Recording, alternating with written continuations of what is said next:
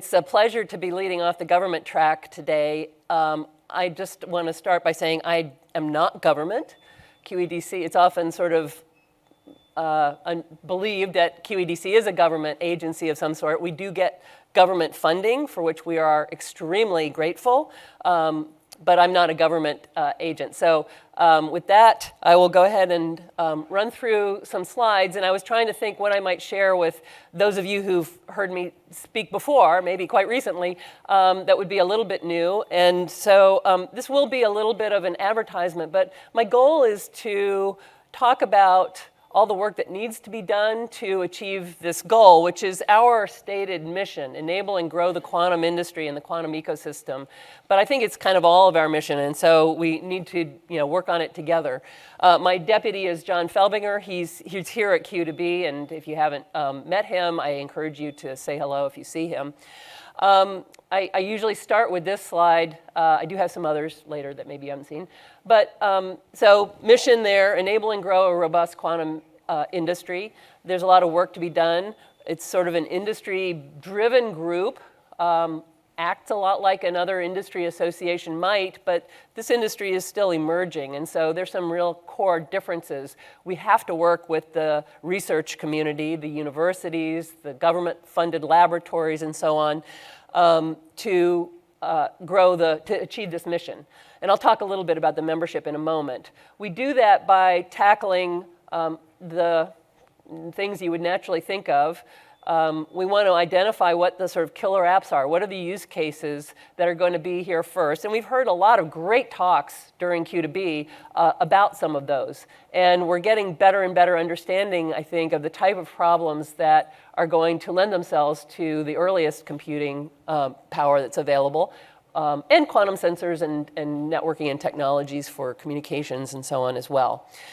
In order to realize these use cases, there are going to be technical gaps that need to be addressed. There are going to be needs for standards and benchmarkings. There are going to be workforce gaps. These are top of mind, I can assure you, for QED-C members and I think the whole community. I just was in a meeting this morning with my counterparts from other countries and they had the same problem. So we can't just go overseas and get talent. That's not going to work. And then there's a lot of need for investment. And QED-C is a great source of collective and some of the best information about where the gaps are and what investments should be prioritized by those who are making them, whether they're in the public sector or the private sector. And then, like all associations, we're really about making connections. And I'm really happy to be able to do that. We're a pretty lean organization, just a few people, but we have access to an enormous network and pool of talent. And so that's sort of job one almost. And whether I'm connecting a member with a potential new customer or a collaborator or a student with an internship opportunity, it doesn't matter. So this is how we're organized. QED-C is not a legal entity. It's managed by SRI International, the company that I work for. And the way that we're organized, the consortium that is there's a steering committee that's elected from among the corporate members. We just had our end of the year election to refill the seats that were being vacated in 2023. So there's 9 people on the steering committee. 2 are from government agencies, 7 are from the corporate members. The majority, 4 out of the 7, are from small companies. That was intentionally baked into our governance at the beginning. But where the work really happens is in the technical advisory committees that are listed here on the right. And they align closely, not surprisingly, with the activities and objectives of the consortium. And so that's where members come together and identify steps that can be taken. And I'm going to get a new slide that shows this sort of image, but we are paving the road right in front of us. Joe Brose, who was the first director, used to say we're building the plane as we fly it, which is a little scary, but we are taking steps to lay the track, but it's very near term, and we're not spending a lot of time developing a sort of strategy for the next 20 years. We're just trying to identify next steps that we can take as a group, things that there's a common pain point that a number of members have identified identified and they've got an idea how to address it. So if you're a member and you're not engaged in one of these committees, please think about getting engaged. And Kanaya is here from the Quantum Law Committee. She leads that group, and she can give you a flavor of what it's like. But one of the benefits, frankly, of COVID was they all, of course, went online. And so some of the committees which had only been meeting quarterly in person are now meeting weekly. Literally, the Standards and Benchmark Committee has groups that meet weekly, and they are very agile and they keep moving things forward. So that's sort of how the activities and the work that I'm going to report to you gets done. So the membership now is up to somewhere between 240, 250, growing quite rapidly. When we looked back to the year that was, 84 new members this year. So the sort of breakdown distribution-wise is shown on the right.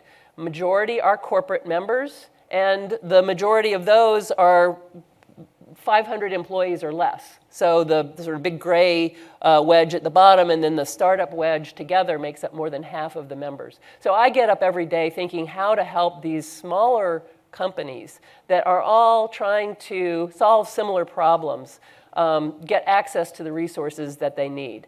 And frankly, the large companies, even though they have more resources perhaps at an IBM or a Microsoft or whatever, inside of those companies is a startup that's doing quantum, and so sometimes they have some similar pain points as well.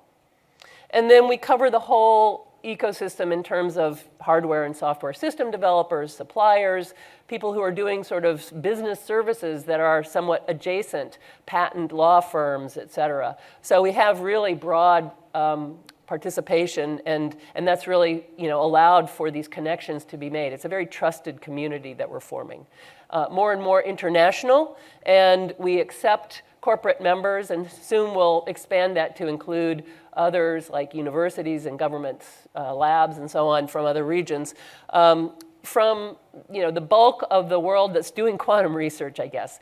All of Europe, Japan, South Korea, Asia, and New Zealand, in the Asia sort of sector, in North America, represented by Canada and the US. And we will be adding countries as well. So if you're in a country that's not included currently, let me know, because it's really motivated, driven by demand to a certain extent.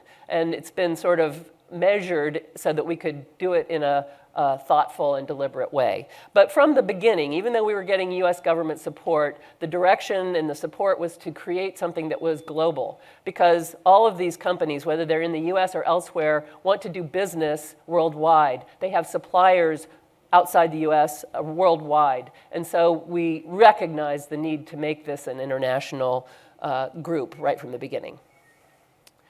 So just sort of a quick summary of some of the outputs of QED-C and benefits, frankly. Over the last year, we actually published 15, they're not even all shown here, reports. Not all of them are public.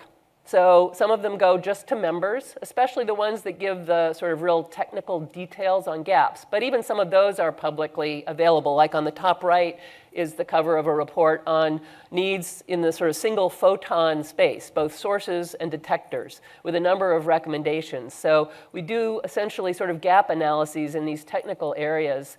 And those gaps, my definition of success is we're starting to close the gaps. It may not be QED-C. We're not resourced to go and pay to fill the gaps necessarily, but we share these reports with government agencies. NIST is actually running a single photon course in February, and if you're interested in that topic, you should contact them or go to their website to learn more. And we're more and more getting into, I guess, the use case area. And the most recent report is at the top left. It's called Q-Energy for the electric grid or something. And it was quantum computing for applications for managing the distribution and transition of electricity. So it brought together the utility companies. These are not members of QED-C, but the sector that could benefit from the future quantum computing capabilities, along with the QED-C members who are developing those capabilities, to have a very structured discussion around what are the pain points in that industry sector? How can quantum computing be pulled in to address those? And then after a lot of brainstorming and generating of some 200 ideas, I think, a lot of ideas, there was some prioritization done, and the report includes just a handful of the highest priority use cases that we wanted to bring to the attention of the research community and the quantum community. So that's a public report because really we want to get that out to the world, not keep it just for ourselves. I hope that many of you were at Bob Sorensen's talk earlier during this conference. We've now sponsored 3 assessments of the quantum computing market, and we hope to keep that going on a sort of annual cadence so that we can measure progress. And this is based on a survey of the industry. Bob is with Hyperion Research. They have a great history of doing this kind of work in the high-performance computing sector, and they've been really helpful and capable at expanding that. So these are the results from this year's survey that he reported on the first day of the conference: over $600 million of revenues in 2022, annual growth rate that's a little higher in this year's survey, up to about 25% per year, and projected global market around $1.2 billion in 2025. So you can see his report. This just shows on the right the algorithms by revenue that were reported by the survey. And the survey has each year grown in terms of the number of responses. So I think the error maybe of the results is narrowing. He does have a question at the end about quantum winter. Interesting to see how the responses to that question have been shifting. Actually, even though the survey was only done over the last 2 months, quite late in the year, the optimism remained pretty high, and the likelihood of quantum winter, the respondents felt anyhow, was still relatively unlikely. So this is another report, a really small report, really just a sort of 2-page infographic that is based on work done by the Quantum Computing Report, I think, and Accenture, or the Quantum Insider maybe contributed to it. Anyhow, it's an assessment of quantum computing applications. And at the top, I know you can't read this, but it's beautiful, and so I wanted to put it up. And Carl Dukatz at Accenture does a wonderful presentation about this. At the top are the sort of algorithms, and actually they align completely with the previous chart I just showed you, which was revenue by algorithm. So that's kind of encouraging, I guess. So at the top we have machine learning-based algorithms, simulation-based, and optimization-based. And then in the middle is the sort of type of report from which in which the application is being described. And at the bottom, where you see many different buckets, are the sectors that are looking at quantum computing applications, and they span that whole range that we're all sort of familiar with. The biggest one here is, there's sort of the other category right here, multiple, but finance, aerospace, chemical, pharmaceuticals, and life sciences and others. So I think this is a useful graphic, and there's a lot of detail, actually, if you take time to sort of dig in on it. This one bullet that I kind of like to flag is that it wasn't entirely based, and not surprising, there's today interest in looking at the available hardware, and that includes annealers and non-gate-based systems. So about 30% was these other types, and 70% was on gate-based. Another project that has been ongoing is to develop benchmarks. And there's more and more activity in this space. I saw a couple of reports this week. There was a review of a program the US government is running on quantum benchmarking. Our approach has been to develop things that we can use now and will improve them. And so this is the paper that was published a year ago. It's the only one that I have to show, but if you're part of this activity, you know that there's been another year of work and development, and another paper is being finalized. I just spoke with Tom Lubinsky earlier this week, and he said they still want to get that out before the end of the year, so stay tuned for the next report out of this activity. But there's a GitHub site where the implemented algorithms are available to anyone, and you can learn more by going to the paper that's shown here. And I just show this screenshot of the author list because you'll see how diverse it is. It includes representatives from Honeywell at that time, now Quantinuum, D-Wave, IBM, and others who are involved, IonQ, et cetera. We also, actually, at this meeting last year, but I think it's worth mentioning because we still get people who come to us and say, that's been a great report for my organization, trying to educate the broader community about this issue about threats. And certainly in the last year, the government, and we may hear from Charlie Tahan in the next talk, has been putting out information along these lines. This is a very accessible report, complements hopefully the information that the governments are putting out, and I say governments because many are focused on this. It's a government national security kind of side of this technology. And we provided similar recommendations to those that the government's putting out. You don't have to sort of just sit there like a deer in the headlights. There are things you can do today as an IT manager to prepare for post-quantum world. Another topic is that of workforce. And this is, again, a publication that we made based on survey we did of our members asking, so what kind of workers are you going to be looking for? And QED-C is most qualified. There's a lot going on in the workforce and education space. And QED-C, with its broad industry membership, is especially able to identify nearer term needs that then can be handed over, given to the educators. And this survey was such an activity, an effort, to ask the industry, what jobs are you going to be filling? And for those jobs, what skills do you want the people to have? And what degrees do you think would be most appropriate? So we got a pretty rich data set that we were able to use and analyze, and it's been published now in an IEEE journal. And the answer was, you don't have to be a quantum physicist. You can have an undergraduate degree. So this kind of colorful chart on the right, the purple bar is representing the positions that would preferably just have a bachelor's degree. The red is master's, and the green is PhD. So you can see there are a lot of jobs for which a PhD is not the preferred degree. And we just did another survey. It's sort of still in process, and Doug Fink, who I don't know if he's here, but if you see him, you might catch him, is running that project, asking companies, so how much work do you have going on in your organization where you've got a PhD doing something that somebody with an undergraduate degree could do? And the answer was quite a lot. So there's a real need for qualified, they do need to have certain qualifications or experience, or certainly companies would love to have students that have some hands-on experience to fill existing jobs.